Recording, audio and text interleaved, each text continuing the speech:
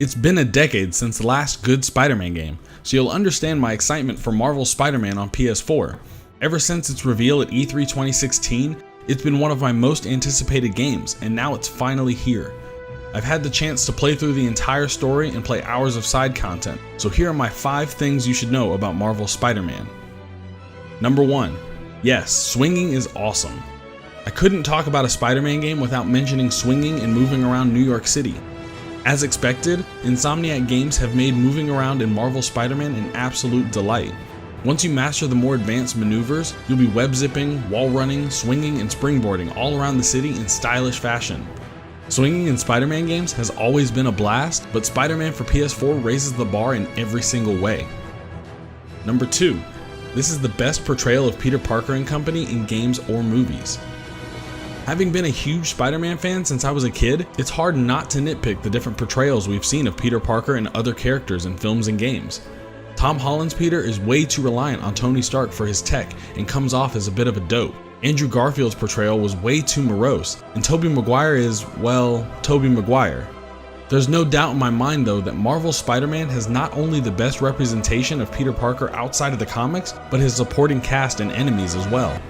Peter Parker is a scientist, first and foremost, and Spider-Man for PS4 realizes this.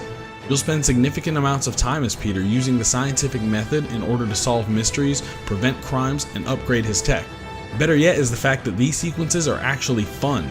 In terms of his dialogue and writing, Peter is spot on with plenty of lighthearted quips to go along with his ever-present willingness to do the right thing. The excellent writing extends to Peter's loved ones as well as his nemesis. Mary Jane doesn't act like a damsel in distress. Aunt May is very much the loving, caring, and concerned aunt from the comics, and every foe you face off against feels true to their motivations and personalities. As the story develops, you empathize with Peter, as well as the troubled people in his life, and all of the emotionally heavy moments feel earned, thanks in large part to the stellar dialogue and performances. Number 3. This isn't just a story about Peter Parker. It's great that Peter's allies look and act the part, because you'll actually get to spend time playing as a few of them. Mary Jane and Miles Morales both have stealth-based missions that offer you greater insight into their motivation as characters and provide a break from the high-flying, non-stop action of playing as Spider-Man. These missions aren't always thrilling, and rarely do they offer any sort of interesting spin on the mechanics they introduce, but playing them helps you empathize with your allies even more. Number 4. This is a Spider-Man game for Spider-Man fans. Marvel's Spider-Man's greatest feat is the story it weaves. Not only is it well written and compelling, but it achieves its narrative highs without relying on Spidey's overused origin story. Marvel's Spider-Man assumes that you already know the story behind the hero, and it uses that assumption to play with the mythology of its intricate universe. You play as a Peter Parker who's had 8 years to master his abilities and familiarize himself with his foes. Uncle Ben has already been killed, and Spider-Man has already battled and defeated quite a few of his most well-known adversaries. Getting the narrative beats we already know out of the way early allows Insomniac to really play with the universe, and it pays off in spades. Number 5. There's a level of depth and customization that pushes Spider-Man beyond other licensed games.